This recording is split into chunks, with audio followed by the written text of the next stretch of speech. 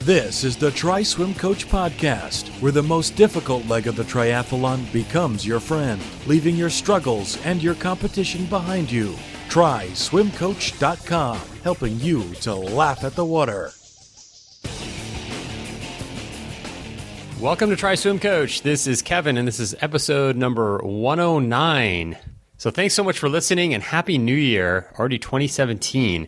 In just a minute, I have an interview with Emilia Lahti, and she is a triathlete and ultra runner and Try Swim Coach subscriber, and she's about to take on this really crazy adventure here this year, which is running from the south end of New Zealand all the way to the tip of the north end of New Zealand. And we talk a little bit about that, but we really get into some deep stuff here in this interview. So stay tuned. It's a little bit longer than usual, than our usual interviews here, but it's fully worth it. I guarantee you'll get a lot out of this, and I'd love to hear your feedback in any way. If you want to email me or email her or just give us a little rating and review on iTunes, that would be awesome. So just a couple updates, and then we'll get right to that interview. It is so this year, we are adding some things, a couple things anyway, to the TriSwim Success Program, which you might have heard me talk about on previous shows. We have a series of videos called Break Your Bad Habits. And so what we're going to be doing, we have those in the course right now, in the TriSwim Success course. And those are like typical things that people do wrong in swimming and freestyle, and then how to correct them. And so the idea is that, you're breaking your bad habits. What we're doing with that now is we're adding the new swimmers, like anybody that's coming into the program or the course that submits their video, you get to watch what they're doing and how we're correcting that as well. So I think that's going to provide a lot of value in terms of seeing other people make the same mistakes. Most likely there'll be some new things, but there's a lot of overlap, but just seeing that and seeing exactly how to fix it. And that should be helpful. And then we're going to be incorporating, if you've been listening to the podcast, we're going to be incorporating some of the Wim Hof methods to help with swimming. And I think that's going to be a huge, huge change and a huge game changer. So stay tuned for that. And if you want to join our TriSwim Success course, you just go to tryswimcoach.com. So that's about all I had for this week. If you like this show and you want to help out, we would love a rating and review in iTunes. That would be awesome, or wherever you listen to it.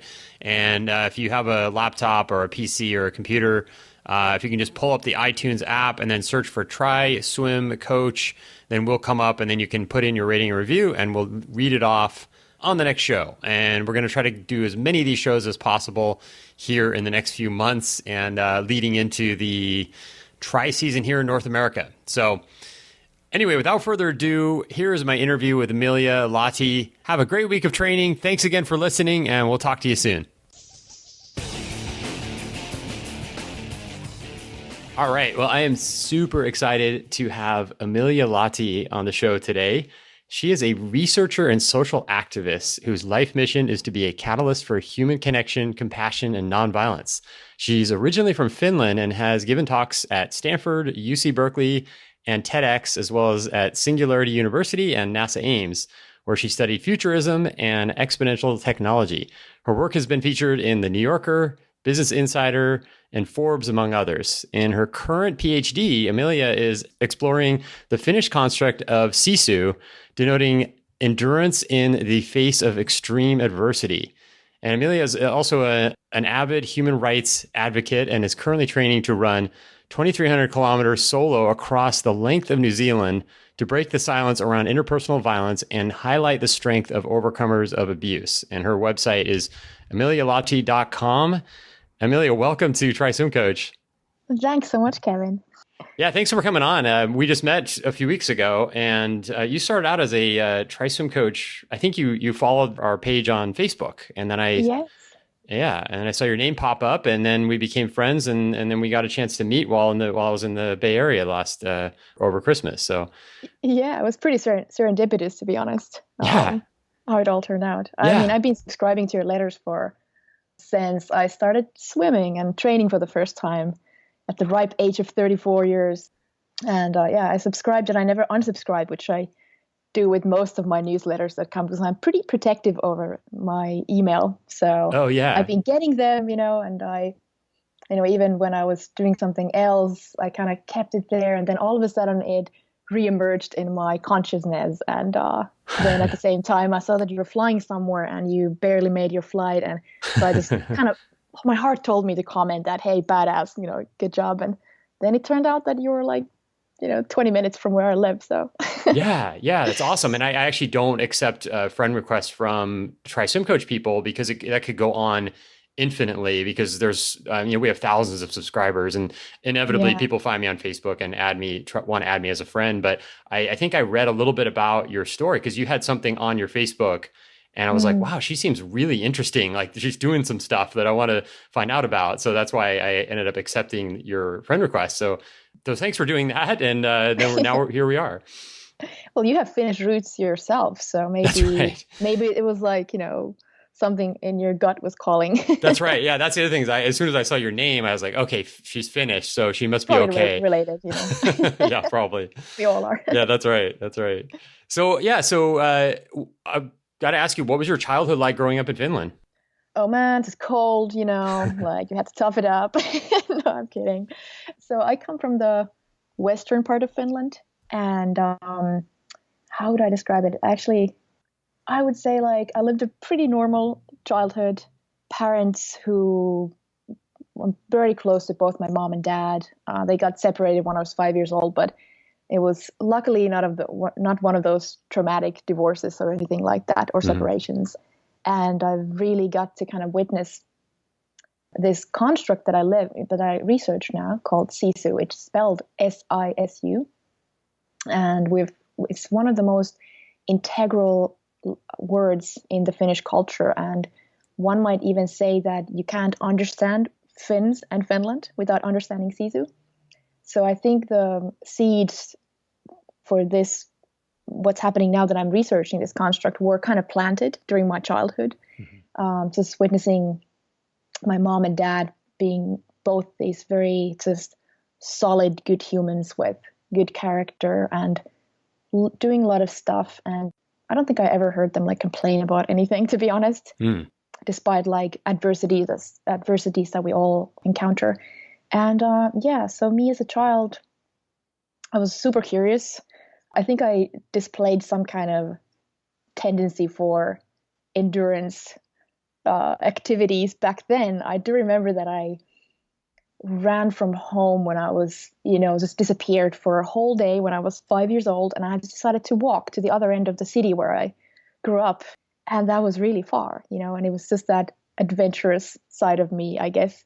Yeah, I'm sure it was cold emerging. It actually was winter. Yeah, I remember I came home and my mom was crying. She had called all the hospitals and she was waiting for me outside. Wow. And then when I was 10 years old, I remember that I biked to our grandparents' summer place, 60 miles, just randomly on my mom's bike, which was definitely not a badass road cycle. It was like anything but. So I remember instances like that, but I was never really the sporty child, though. So I was that kid who was the last person to be picked to the soccer team, to the gymnastics team or something. I never made it, but just for school sports. So I didn't have that, and I think it was more like that I had some sports traumas, sports scars. I remember Brené Brown mentioned in some interview that a lot of people have art scars and art wounds from how teachers have commented on how they're doing and things like that. And those kind of stick with us, and I definitely had those from school. Can you give an example of what that would be? I think it was just the experience of often being left out from the team. Because I wasn't really good at basketball or baseball, which is a huge thing in Finland. We have this. So in the US, they also do this thing called Cooper's test, where you run, I think, 2 kilometers and then you time it, or that you run 12 minutes and you see how far you can run in that time. I think that was the test. Yeah. So everyone in Finland, a kid, has to do that. And of course, I sucked, And so it's just kind of that experience of witnessing yourself in that context being compared to other people in a situation where we are assigning some kind of value to you as a person based on how far you can run in 12 minutes, which is absurd. I'm not sure if they do that at schools anymore in Finland, but so those are the things that right now I'm telling that on a podcast. So clearly it had made some mark, Yeah, definitely. And it's sort of like, it's kind of like the idea of grades too, where you almost get stamped with this letter or grade, or maybe it's a time with like the run that you did. And then you're and then that's it for the rest of your school life. That's who you are. You're the one that's finishing this time. And I think you're right. I think that can be traumatic for someone that's trying to do well and to please the teacher or whoever it is that's giving the test, right? Yeah, and often in these very formative years of our lives. And so my parents, people with a lot of Sisu, and this courage and determination, didn't really grow up in a family where I would have seen that example of, going into endurance sports or anything. So I sometimes wonder where it came from, because I later then started just very naturally to gravitate toward these things. And my first thing that I started doing was road cycling. Okay. Or actually downhill cycling was like the first thing. But then because I was wearing spectacles, having like really poor eyesight, so I had to be so careful with not falling down, and the classes were super expensive, and mom was single parent, so, you couldn't like just go trash everything. And so from there, I kind of transitioned to road cycling, which felt more like me anyway. So, and then eventually that led to a little bit of running, but it's really been a on-off love affair. Yeah. Well, it's interesting because most triathletes, the cool thing about the sport is that most people don't get started until later in life. And, a lot of the Try Swim Coach followers are over 40 and just starting out, and some, a lot are over 50 and just starting out. So it's one of those sports where you don't have this overwhelming number of kids, the teenagers and people in their 20s that are doing the sport. It's more, people started later. So I think it draws from all different walks of life. People that were never athletic before can jump into triathlon as something to do, a healthy, activity that's fun, and you get the camaraderie and everything. So. Oh, that is so true. And I think it just testifies to the amazing strength of the human body, that at this age of, I remember hearing this figure when I was 20, that we are often, the strongest at the age of 35 when we talk about endurance sports, that you can really shine at that age. And back then I was 20 and I was thinking like, wow, maybe I'll be in my best shape when I'm 35. And now I'm 35 and Yeah, there you go. So let's get into Sisu. How did it come about in your life, and what led to you focusing on it as now you're just what you teach at the core? Yeah, it's well, this could be a very long answer, but I'll try to keep it concise. I liked on your website how you have different sections of it. Like you have all the different parts of Sisu, and you get into detail on that. And your writing is, I think, amazing. It really, I think I connected with it. It's like I was reading and going, yeah, that makes sense. And so I recommend people that are listening to just check out our website and go into the section that says Sisu and just read about it. It's really, really interesting. But I'll let you talk about it. Yeah, kind of building on that, by the way, I think my writing is definitely better than my verbal expression. So, I often have these really funky ways of pronouncing things. So I think we're going to see some of that stuff too. No, your English is... So read and might as well just, tune out now. Yeah, maybe it's because I spent 10 days in Helsinki last summer, but I haven't heard you pronounce anything funky yet. So, so yeah, Sisu. So I grew up with the construct like everyone in Finland. So everyone knows about it. And it's really a core word. And as any kind of national construct, it's definitely had, glory days. And then it's had this, it's gone through periods where it hasn't been really valued. And so to kind of tell the story of why I researched Sisu, I have to go back to my own history a little bit. So back in 2010, the end of 2010, I had just overcome this violent relationship that I was in for a year and a half. And it was something that I never, ever could have predicted or thought that it would happen to me. I would have defined myself as a badass before that. And also now recently, since I've managed to find healing and kind of come home back to myself. But that's what happened. And then after this experience was over, the immediate threat of violence was over, I had a lot of questions, because in the core of trauma is this, that people often, this is from psychological research, people often divide their lives, they reorganize their lives as a result of a very traumatizing experience, such as loss of a loved one or some kind of violent trauma or emotional trauma or whatever it may be for someone. And you kind of see your life as like pre-trauma and post-trauma. Mm-hmm. And because it often begs and forces you to ask the questions of, are humans good? Are we deep down inside bad? Why do humans hurt one another?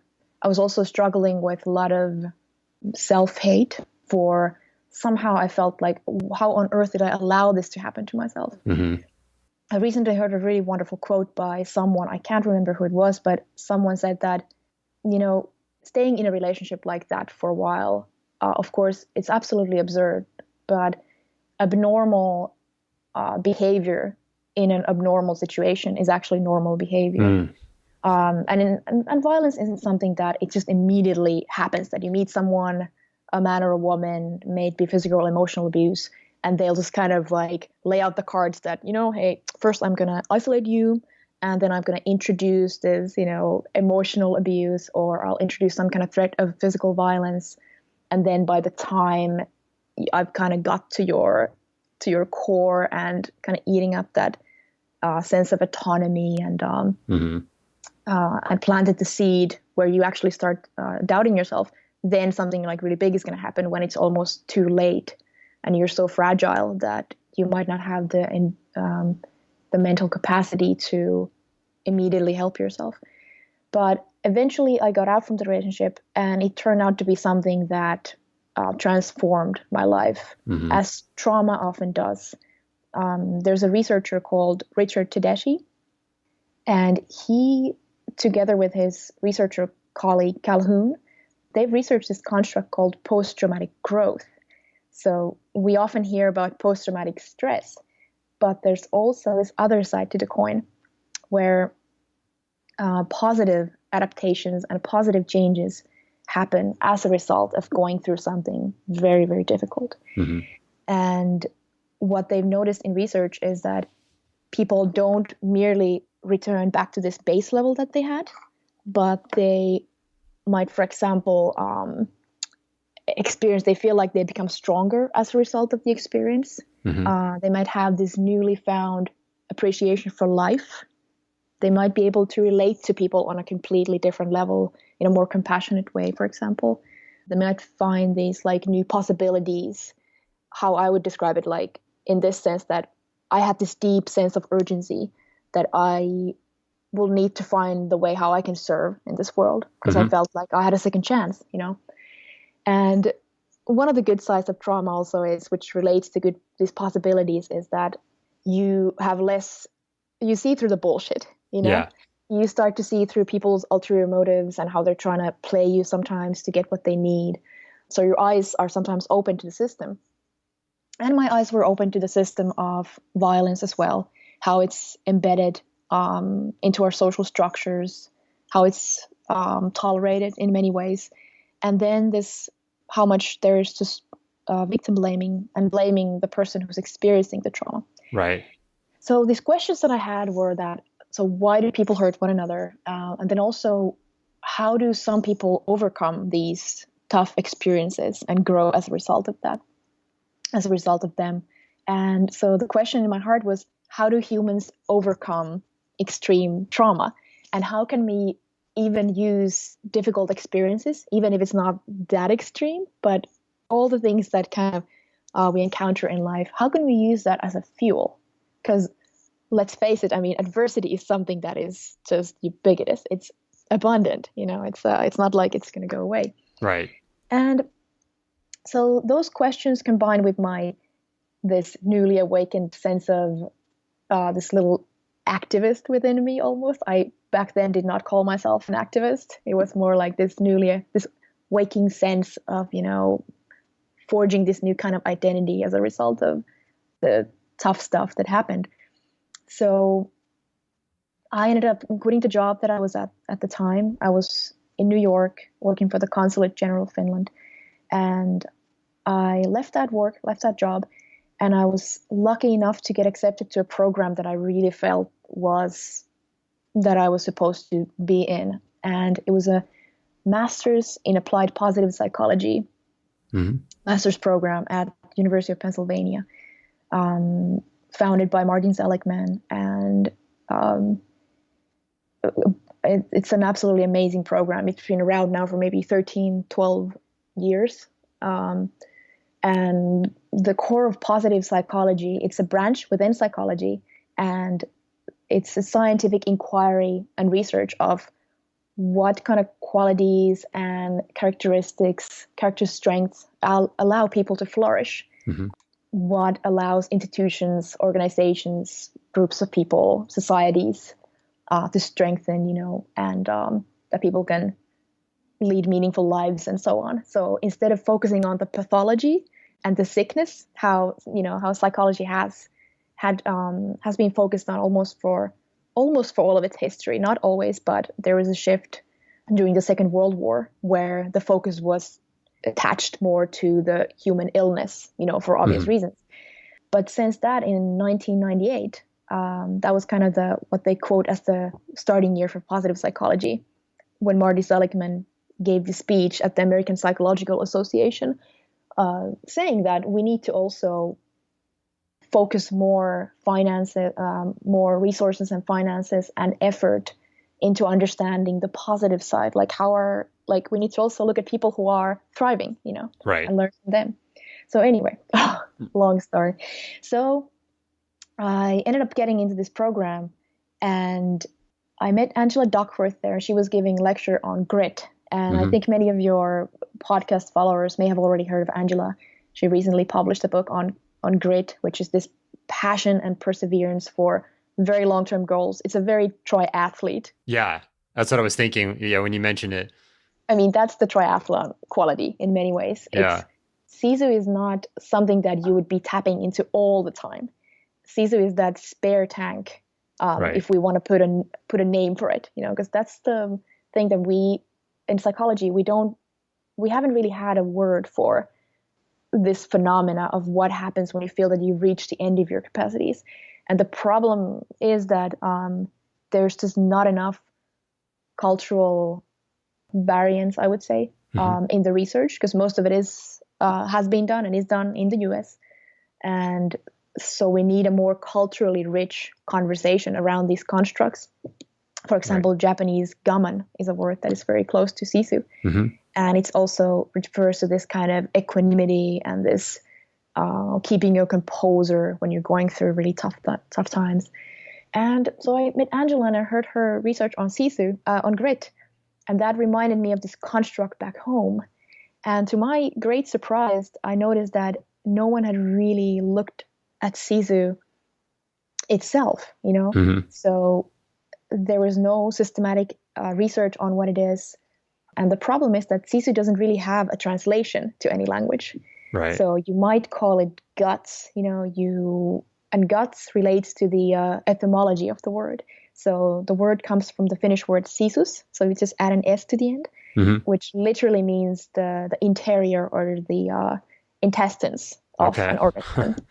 So it used to refer to any kind of very strong, almost explosive emotion that emanates from, somewhere like deep within within the human system. And so that became my master's thesis. Yeah. So I want to go back just a little bit, because you mentioned the relationship that you got out of, and there's a little gap there. So how did you, I mean, I've got tons of empathy for what you went through. And I think it's amazing how all the progress you've made and how you've turned this into something positive and all the things you're doing. But there was a time when you had to go back and deal with some of the stuff there. And I'm curious about What was that like? I mean, what kinds of things did you do to recover from being in that that super traumatic relationship? Yeah, well, it's definitely a process, you know. So back in the day, I feel like I naturally gravitate to things like, you know, for me, science. It's like that has been a helpful thing for me to just understand what's going on Mm-hmm. in our mind. You know, why do we react the way we do to trauma? And also understanding the other side of like, why do humans hurt other people in order to understand that it was not my fault, you know, Right. and finding freedom from that self-hatred. And also one huge thing I would say, which I'm still working on to some extent, but not that much. And I think it's just something that could relate to any of us, is that inner narrative that we have, Right. which consists of, you know, comments, things that people have told us, you know, when we were children, when we were kids, what our parents have said, how you look, you know, or how you act, or if you're smart, or if you're, you know, is your physical appearance something that they find that it's good enough? Something that your teacher might say, like, hey, Emilia, you know, you only ran like this much, you know, in like 12 minutes or whatever it is. So we keep those little cues. And the human mind is such that, you know, things don't just happen in this vacuum where you have this data points floating through the space, but we craft some kind of a narrative and storyline in order to make sense and have coherence. And so a lot of the things that happened and what I heard during the relationship, where it was physically violent eventually, but just the emotional abuse was something that left the biggest toll, to be honest. Mm-hmm. Because you can't just take an eraser and just erase the memories and the thoughts. And they often come in a moment when you are vulnerable. Mm-hmm. And to kind of like zigzag a little bit, why training for this 1,500-mile ultra run has been so amazing and just fruitful, as you know, as a way to cultivate character, as a way to become a stronger person, has been that it has really allowed me to look at what my narrative is. Because, you know, when you are doing that Ironman or you're doing an ultra run, so when you get to that 6th, 7th hour, 10th hour, you better have a good narrative in your head or the story that you hear, because it's going to play, you know. So some tools, just in case, you know, there's anyone who's listening who's gone through an emotionally or a physically abusive relationship, or has gone through any other kind of trauma, because we all face various things. And it is curious how we, as a society, we don't necessarily open a space to talk about these things, such as, you know, like depression, for example. Right. I feel like I live in this bubble of people and friends that it is so easy for me to talk about, you know, depression also, and all these things. But when I go outside that bubble, I realize that, you know, there's so much shame that is imposed on the overcomer and survivor. Yep. So anyway, so some of the tools that helped me from research, self-compassion has been a huge, huge thing. There's a researcher called Kristin Neff, who she coined the term self-compassion, and really doing practices which partially are, you know, relate to mindfulness, but just finding that way how you start to look at yourself through the eyes of someone who loves you. Yeah. Which, you know, we all have someone. Maybe we didn't come from a happy family. Fortunately, I had that. I honestly feel like that carried me in so many ways, that I was able to tell my parents about these things and they supported me. But for someone who doesn't have that, maybe it's some human along the path of life, you know, who has seen that potential in you before, you know, you saw it in yourself. So human connection is such a massive, massive thing. Yeah, and I want to just throw in here, this is a really interesting discussion, because we have a program called the Fit Triathlete, Fit Triathlete Transformation, and the big part of the course is psychology, and we start with self-acceptance, and it's all about what you're talking about and it's kind of like, I wanted to do that because it's introducing this the mind is such a powerful thing, whether you're doing triathlon or trying to get fit, trying to lose weight, just improving your life, like whatever it is you're doing, that psychology component and the self-acceptance and self-compassion is cornerstone to everything else. Like, to eat better, you're going to have to deal with this stuff. You're going to have to be self-accepting, and to be able to do these kind of workouts, to be able to run whatever, however many 1,000 miles you're doing in New Zealand, you have to have this stuff in order. Yeah. I would love to kind of expand on that thought, because recently with this, I'm writing my first research paper on Sisu, and it's like, it has taken a lot of Sisu to write a paper on Sisu. I have to say, it's taken me 2 years now, and I'm just not able to let it go, because I feel like I'm only now starting to wrap my head around this construct, at least in some way. But something that has really started to intrigue me, because we are living in this time and age where we do worship the mind. We like to put the mind, on this pedestal and glorify it, just mainly because that has been the narrative. Again, it's like where all the resources have been directed for such a long time. You can maybe trace it further, but I mean, with my limited knowledge, I can, trace it at least to René Descartes, and classic dualism, where you separate the mind from the body. And we have become so obsessed with how the mind works. But at the same time, you actually, I think you mentioned it, that in order to feel good, that you can perform, well, you have to first nourish the body, you have to feed it good food, and you have to take care of your sleep. And kind of this idea how the body as this vessel is almost like the safe haven that can carry us. And I'm going to read you, I just pulled on my phone, and this really amazing researcher on artificial intelligence and compassion, who's my friend here in Palo Alto, she sent me a text, and she said that, I don't know if there's a place in the world where everyone is loved just because they exist, but that is the place where I'd like to spend time. And having been on this very, very long journey with my mind and my body, especially with the body, because when you deal with something like violence, you disconnect. So my body became this place where I lived, but in order to kind of survive, I had to break that connection. And through things like Aikido, just having good quality human connections, and then now through sports, which is running, swimming, and cycling, which for me are spiritual practices. Through that practice, I have been able to kind of cultivate the safe space within my body again, and to kind of like go back to the message that I read, that I sent my friend a text back that, I think there is that place where you are fully and completely 100% loved and appreciated, and it is your body. And this is the curious thing, that because all the scientific inquiry has focused on the mind, and it's slowly starting to change, that it's okay to talk about embodied cognition, for example. Well, that's more, it's like kind of there now. But for someone in science, there's a huge pressure to follow along certain lines. But there's so much that we don't understand about the body that we will learn in the years to come.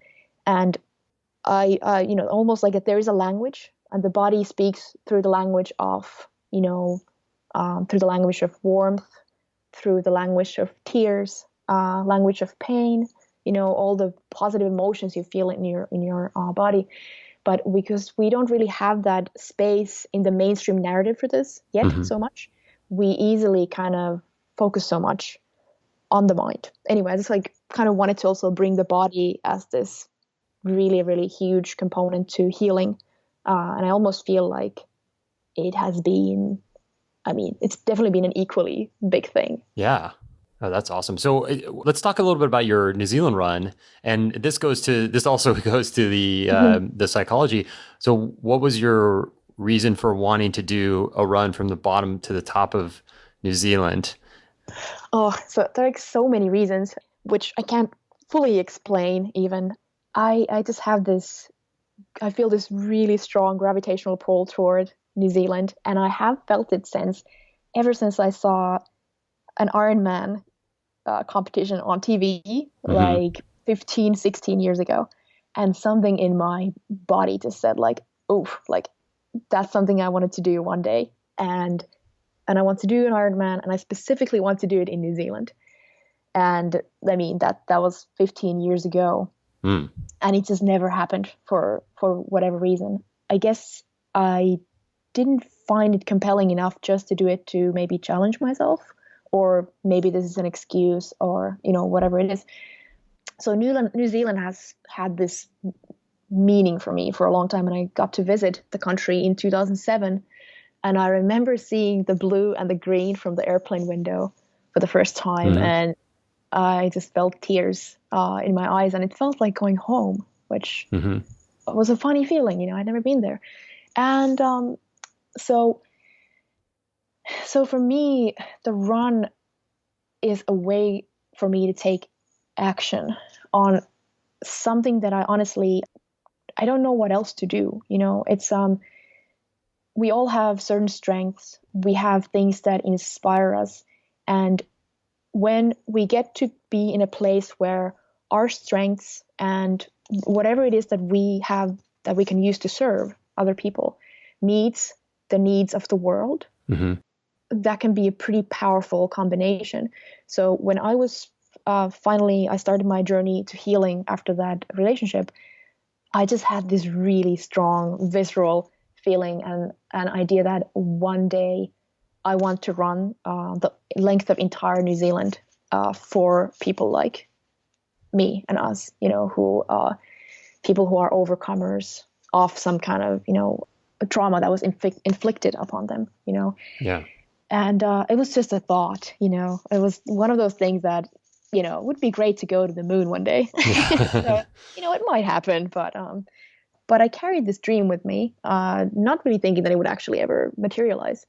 But during this, because you asked about, you know, how did I cope? So it's been a long journey, and part of it the journey has kind of been, it's been weaved to this, my academic journey and doing the research and all that. And slowly, with like very small baby steps, finding more courage and confidence to talk about these issues. And it's funny, the first time when I did it, it was at a science conference. It was my first ever public speech, and I was so afraid. I blacked out before the talk, and and you know, people say that they fear public speaking more than death. Yeah, that's like some research result, and that definitely was the case with me as well. And during that speech, because my speaking partner asked me that, could you describe why did you start to research Sisu?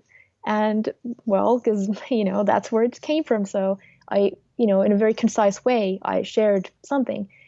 And just the line of people, you know, in a science conference where everyone's busy, the line of people who came to talk to me afterwards was something that just affirmed to me that this is the path that I need to take, that I want to be a person who opens doors for these conversations. And also having, you know, the first time when I discussed it, it was easier to do it. And then, you know, it was like bit by bit, this shame dissolved. And I realized it was almost like I saw clearly, you know, I realized that, wow, I was never supposed to carry this, you know, shame. Right. Yeah. And then you added the, just because the running the length of New Zealand is not enough, you added the half Ironman in New Zealand as well, right?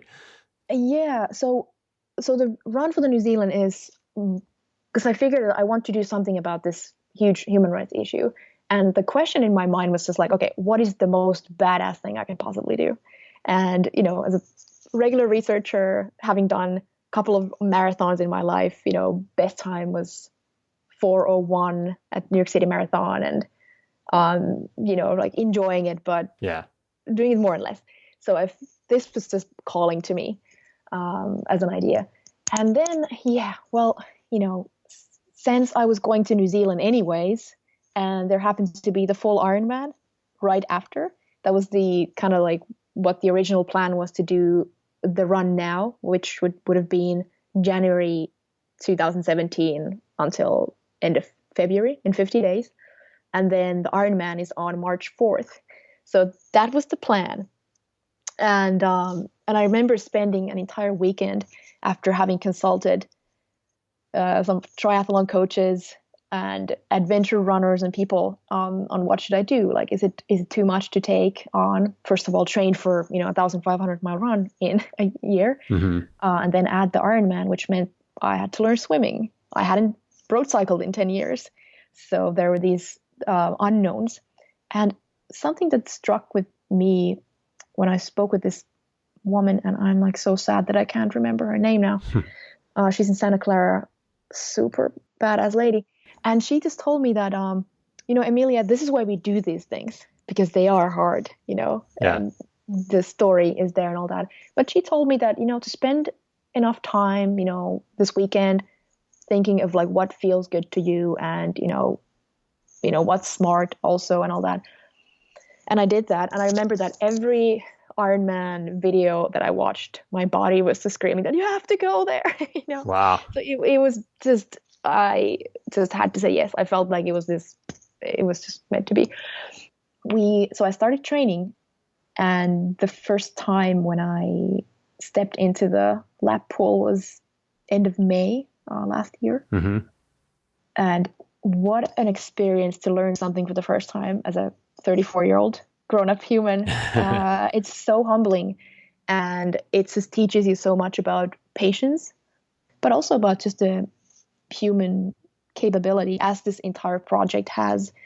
There are people who have, one of my ex-classmates responded to my email when I told about this thing, like, how could you possibly ever think you can run 1,500 miles? I was like, wow, that's like that's not very encouraging. Yeah. But because humans, we are capable of remarkable, amazing things.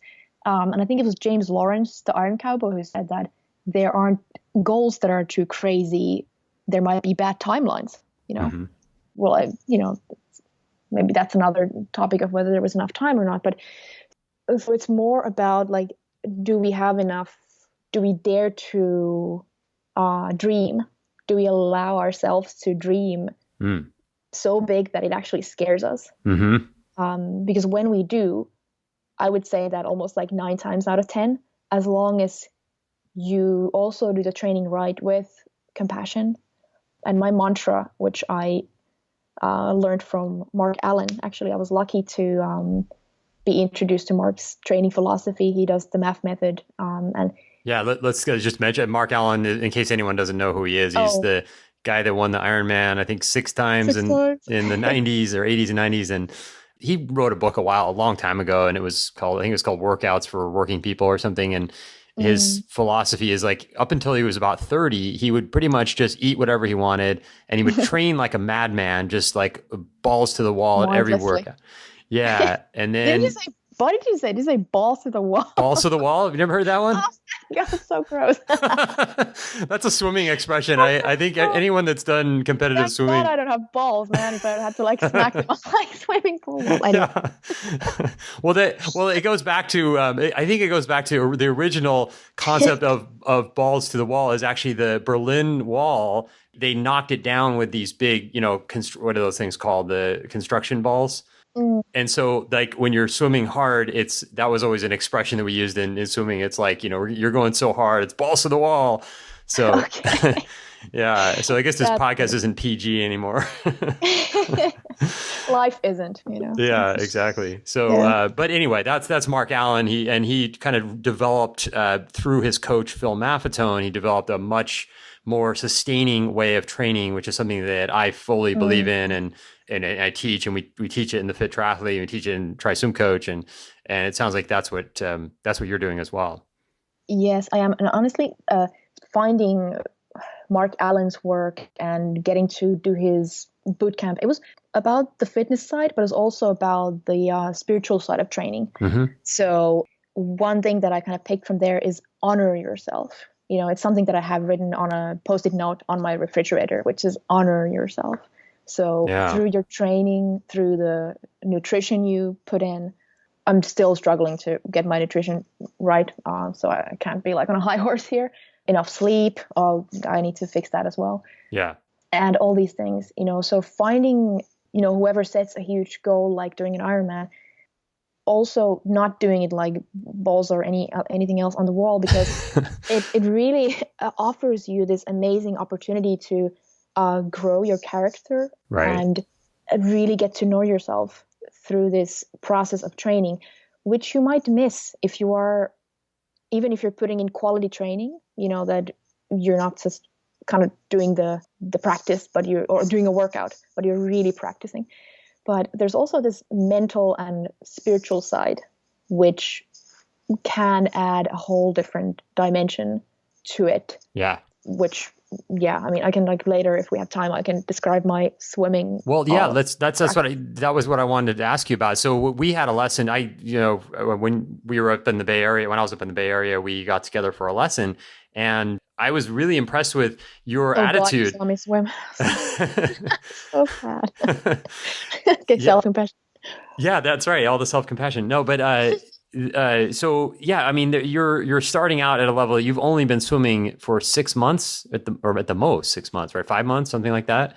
6, yeah. Yeah. So and to get in and start to improve all these little nuances that we all know that swimming, it's never a quick thing where you just train harder or something.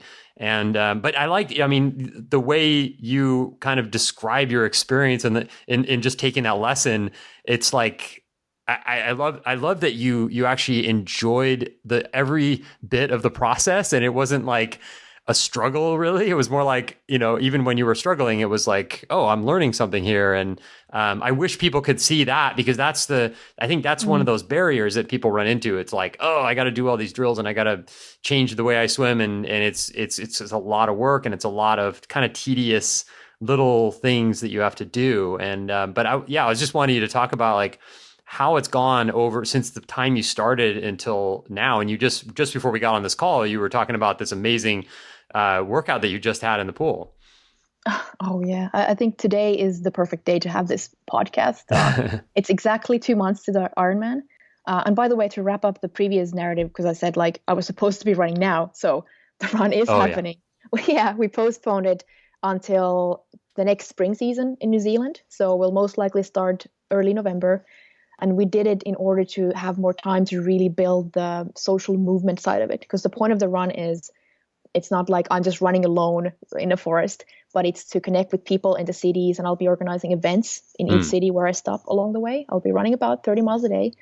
And so the whole social side of it is the point. Running is really the vehicle or the decoy to get people's attention to this thing. So I researched people who've done similar projects, whatever their cause was.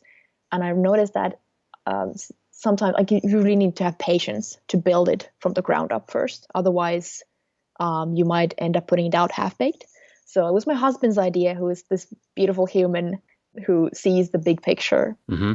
And so huge gratitude for him for that. And, he also gets to be attributed for a lot of my emotional healing. So there are a lot of good humans out there. There are a lot of people who shouldn't be out there, but there are a lot of good men and women and people of other genders out there. So, and by the way, I'll link to your video. There's a really cool video that you guys did that I think it kind of explains this in a nice way, and so we'll link to it in the show notes. Oh yeah, I'll absolutely be so grateful for that. So swimming, it's. So when I first started, I think it's like with everyone, I was able to do 25 yards and I had to stop after each lap. Mm-hmm.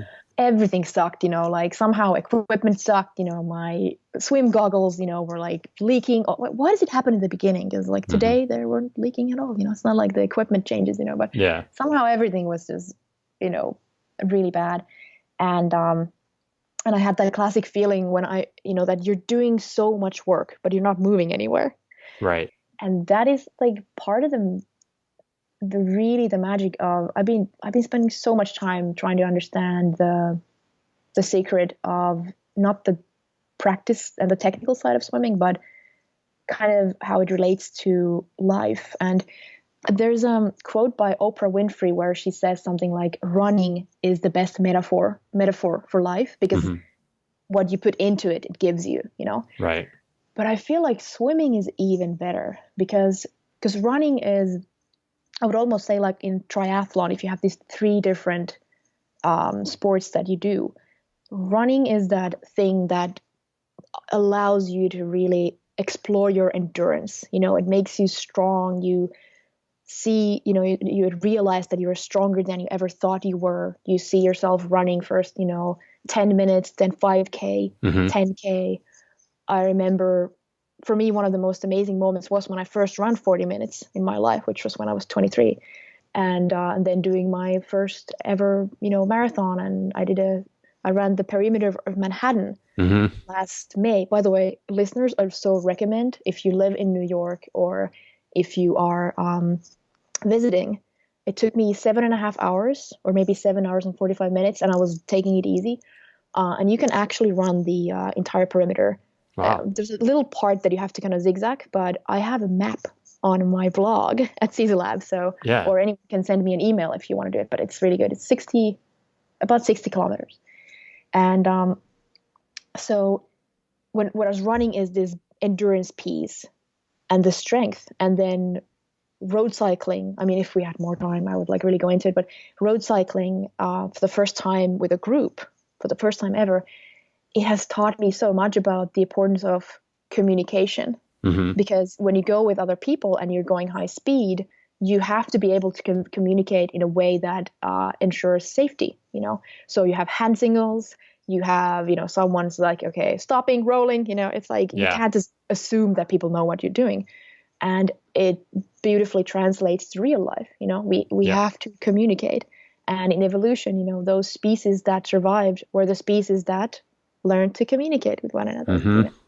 So, and so much like you give a heads up on potholes, and like there's so much community in riding with a bike group. I started riding with this, with the Palo Alto Bicycles group. They just Sunday morning ride, it's like anything from 3 people to 15, and that's where I learned to be part of a bike group. And it was really scary at first, to be honest, but it's been nice to grow in that sense too. But then swimming, it's swimming is that, if running is kind of more about, I mean, I'm like totally simplifying here, so I don't want anyone to get mad who's a really devout runner. I mean, I'm a devout runner, but if running is like about the quantity, and you put in the hours and the time, swimming is more about the quality, because at the point where you reach a certain physical fitness level as a swimmer,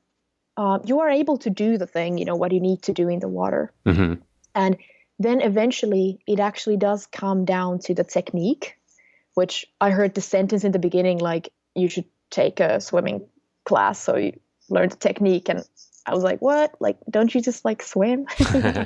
Like you run, it's like, right. But running is really like, it's about doing the drills, it's like fine tuning, and like without any knowledge of when you can reap the benefits, to be honest. It's like you just somehow sometimes see that moment when everything comes together in that fine, beautiful 2 minutes or 30 minutes or second when you feel like, oh my God, I'm a swimmer.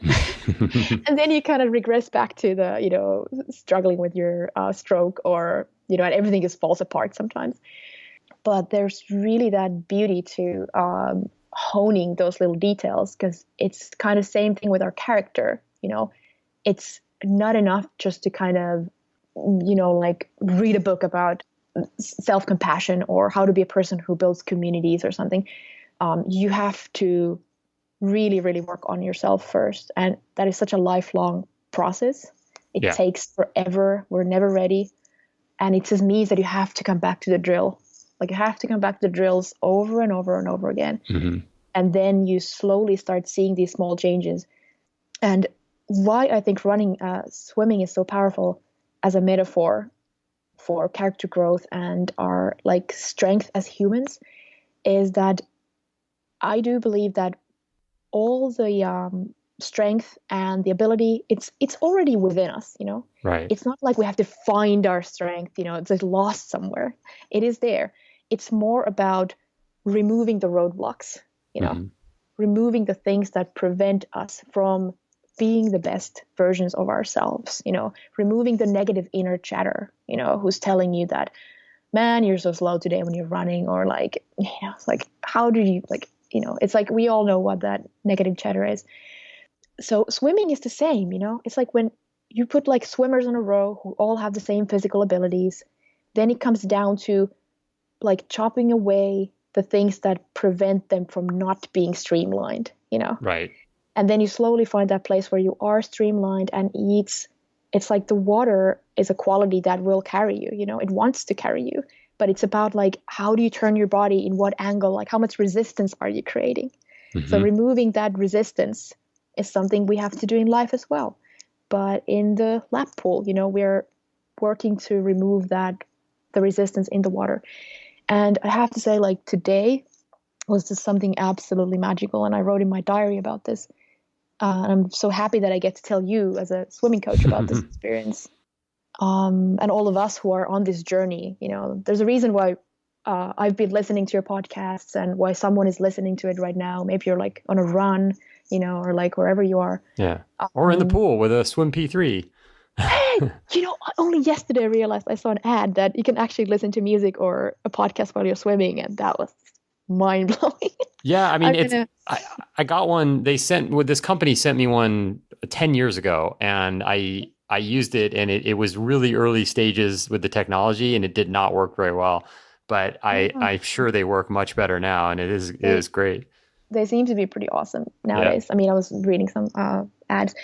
But so today I had my longest training run so far. So until now, I've done a half Ironman, kind of like as part of this journey of training. The half Ironman was in Santa Cruz on September 11th. It was the second time that I ever did. I was swimming in open water. Mm-hmm. The first time was some rough water swim in Santa Cruz.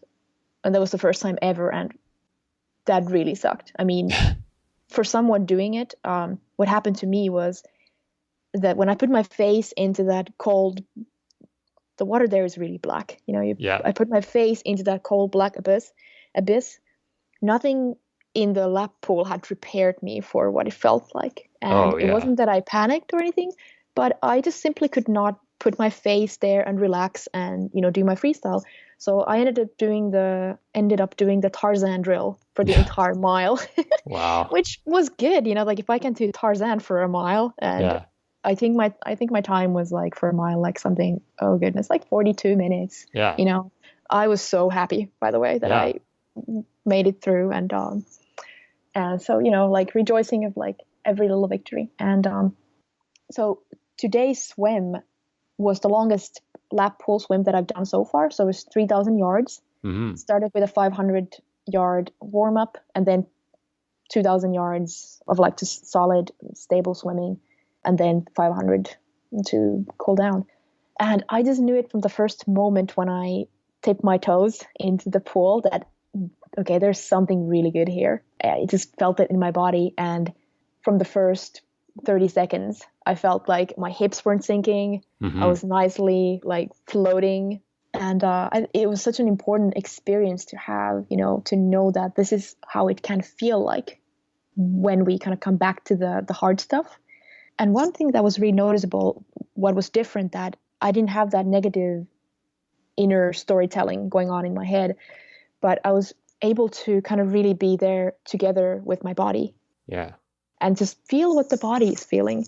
And I even told it, him, her, the body that, so show me, like, what do you do when you are in the water?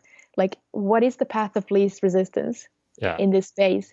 Because what ends up happening, at least with me, is that I overthink. Mm-hmm. I really go into this place where, okay, I have things, what I remember what you said now, for example, like about, how to put your ankles. And, then there's something else that I've seen in a video. For me, it's been very helpful I heard you discuss with someone else on a podcast who said that watching videos of good swimmers has helped. And I think that has been the thing for me as well. And while I was swimming today, I was really just imagining in my mind what it looks like when someone is swimming really streamlined and they're very smooth and their neck is like relaxed and, straight in a good way. And I even managed to get that nice floating feeling when I'm kind of like the body is turning the way it's supposed to, kind of what we're trying to practice actually a week ago. So the entire 3,000 yards was like that. It was just, there was not a single moment when I felt like, oh God, when is it over? And is it going to suck? And every moment when I felt like my mind started drifting, again, there was like a guy, like, probably some rich roll, like killing it on the next lane, and I was like, God damn it. But I was able to come back from it immediately instead of letting it disturb me in any ways. Yeah. I just kind of focused back on this experience that I was having, and being there 100% for this thing. While I'm doing it, I might as well do it well, Goes back to the self-acceptance, right? Yes, exactly. So I had prepared, again, like someone might think like, oh God, she's slow, but I had prepared like an hour and a half for that swim, like 90 minutes for my 3,000 yards. And I got it done at a very low heart rate, like totally like Phil Maffedone again, would have been so proud, like stayed totally below the MAPP limit. And I did it in 1 hour and 7 minutes with like a couple of breaks. So, and it was just solid. And I noticed when I looked at my split times or my laps that I timed my first 1,000 yard block and the second one. And on the second one, I tried to put more effort in the swimming, like I was like, I'll do a negative split. And what ended up happening after I analyzed my results was when I did the first 1,000 yards and I was completely relaxed, I wasn't trying or pushing myself. I was really not trying. I was just doing it how it emerges, through this experience of me swimming. I swam that 1,000 yards 40 seconds faster with a lower heart rate than one where I was trying. Yeah. And it's funny because it felt like I was going faster, but I actually wasn't, So yeah, that's amazing. Secret to it, like the relaxation, and like you start to resist when you start to try to control the swim. I don't know. It's like, but again, I'm such a new person that this is just me blabbing and just speaking out loud about random stuff. So yeah, but that makes a lot of sense. I mean, I've heard it's kind of like you get into a flow almost, and the time is you think when you're trying really hard that you're going to go faster, and then you end up it doesn't change it that much. Sometimes you're going. You feel like you're just kind of relaxing, going slow, and then you actually go faster than the time before when you were, putting so much energy into it. Yeah, it's been pretty much. So yeah, that's great though. I love hearing that story, and I hope that, and I think that people will get a lot out of hearing that, because I think people are going through the same things, and it's also. You were talking about, someone laying next to you going faster, and a lot of us do the comparison thing, and I still am guilty of that once in a while. And but everyone's fighting a different battle, and everyone's doing something completely, and it doesn't matter, who's passing you and who you're passing. Like some high school swimmer, like from high school, like some star, and exactly. once you nail the technique, even if life happens and your physical appearance might not be very athletic, and you haven't been doing a lot of sports, but when you nail that swimming technique, I mean, you are going to kill it, for a long time. So it's good to kind of, that you don't know what's going inside someone, so it's completely just silly to compare. But just to put things in perspective, I had a very crappy week of running. So that's why it felt especially good to have this very positive breakthrough experience today, because yesterday's run was just, it felt like I hadn't, what happened? Like, it felt like I hadn't run in 10 years. Yeah. And that happens. And then you can't really say, like, you get out of bed one day and you feel like crap, and you go out and then you have a good workout, and it's bizarre. It's like, so if you kind of get hung up on that moment or whatever, it's like, it's going to pass. So you just never know what's going to happen. Yeah. I had this, because I try to kind of live the life like very close to the whatever is kind of going on. So I have high highs and low lows, and that kind of a person. Yeah. So just experiencing some low lows, and so what I did this morning, and I'm just sharing this in case this happens to be helpful for anyone. So this morning marked the day of, exactly 2 months until the Ironman, and I had to skip because of whatever excuse, rain, like whatever. It was raining like hell. I have a bike trainer at home, so technically I could have done my 65-mile bike ride, the training thing at home, I totally didn't. Yeah. Skipped it, and I skipped some run thing as well.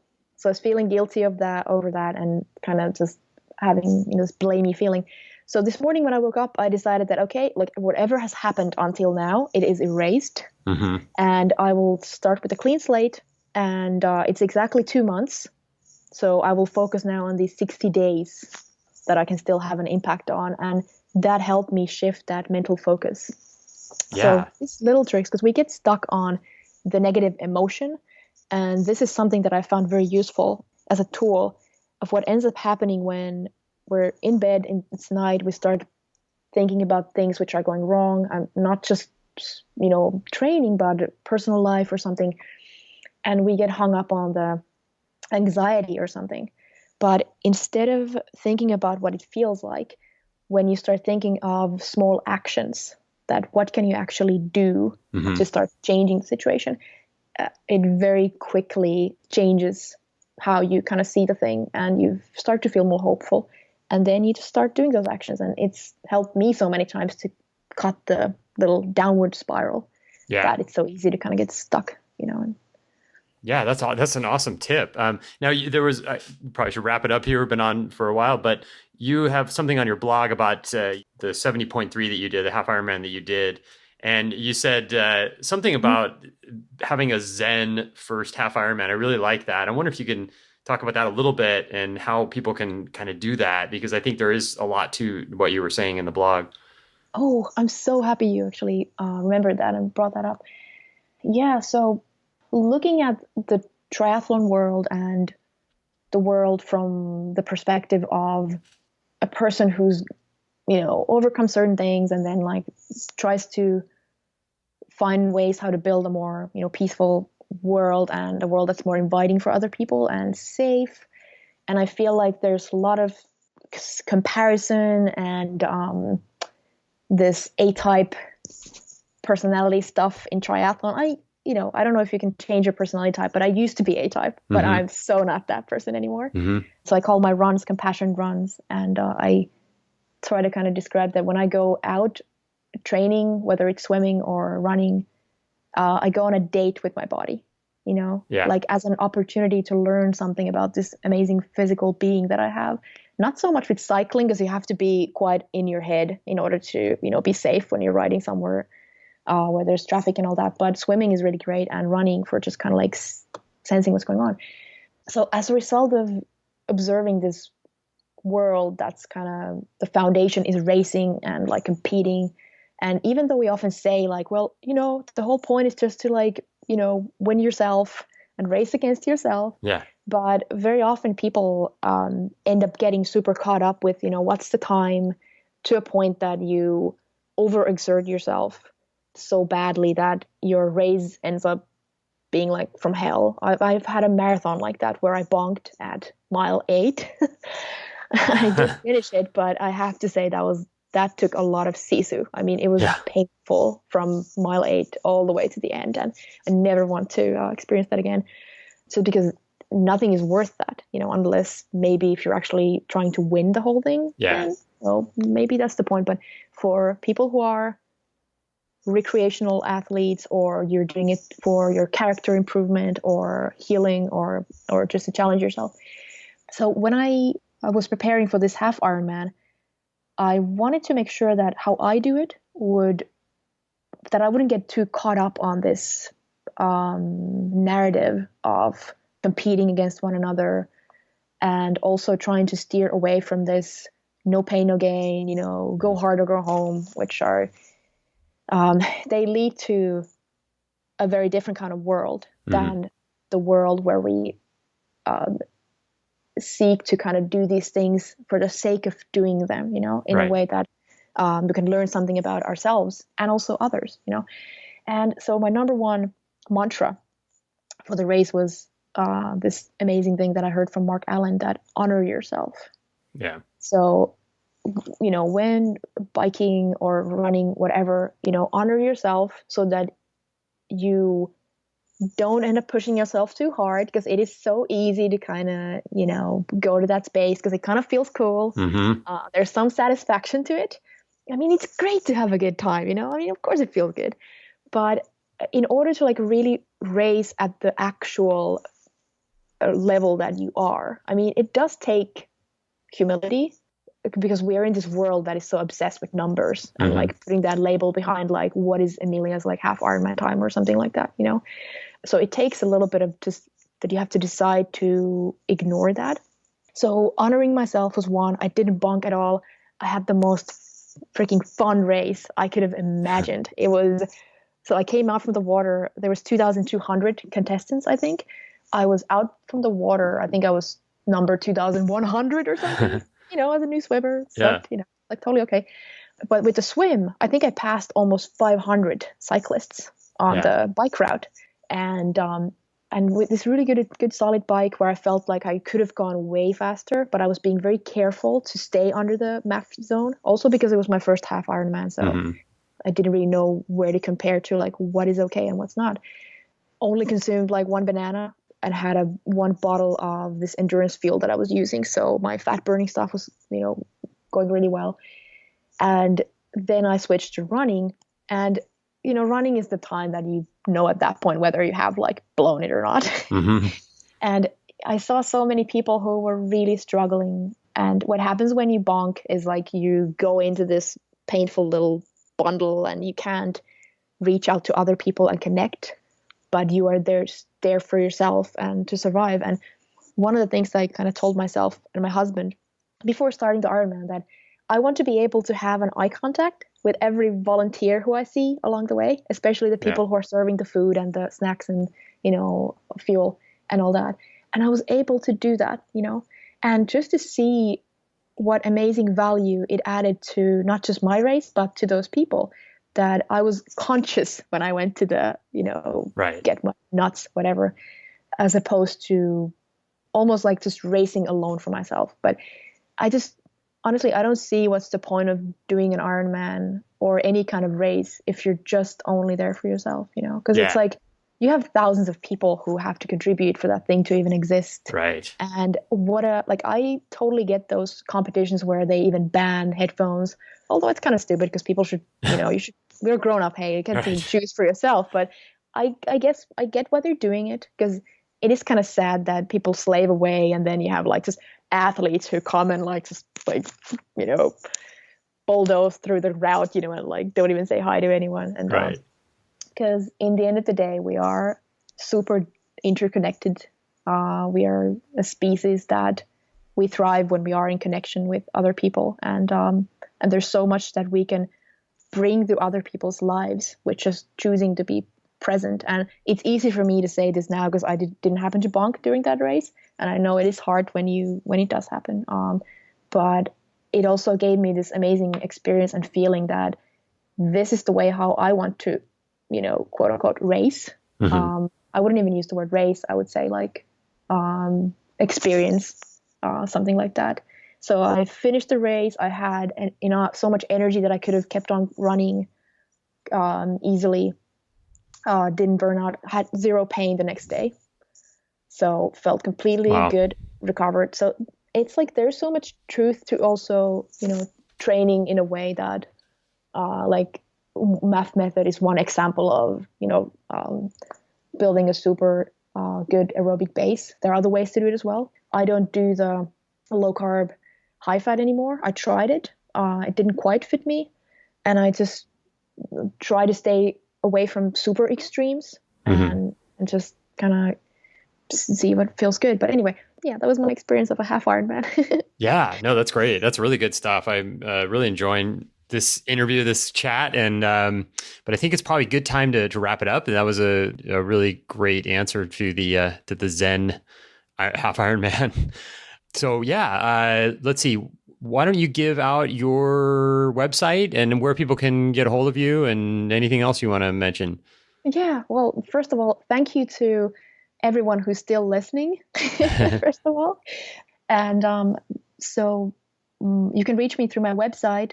You can either use emilialahti.com. So it's EMILIALAHTI.com, or Sisu Not Silence. Sisu is SISU, Sisu Not Silence, which is the name of the campaign. There's also a link to our super badass fundraiser that's going really well, and a couple of videos, and just like all the topics that were discussed. So if anyone feels like dropping an email, I am very easy to approach, and I love being able to help with whatever I can, and be there for this journey of life to whoever might feel like, there's a potential for some, upward spirals. So yeah, just be in touch. Yeah. Are you accepting donations for your project? Oh, yeah, we have the fundraiser is going on. It's on Indiegogo, Generosity. So that link would be bit.ly. So it's like bit.ly/Sisu And there's also a link on my website. And like we're 1/3 on the way toward our goal. So it has been going really amazingly well. And there's a chance that you can sponsor a mile, for example, or whatever it is that feels good, or more or less.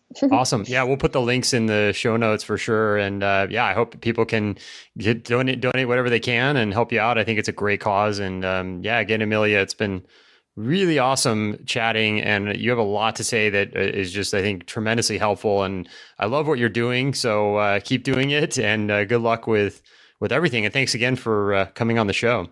Well, thank you so much, Kevin, for the amazing work that you do. And thanks for allowing me to be here for this moment with you. Thanks for listening to another episode covering swimming and triathlon mastery. To get your free online swim clinic, just go to tryswimlessons.com. Give us your name and email, and we'll have session number 1 off to you right away.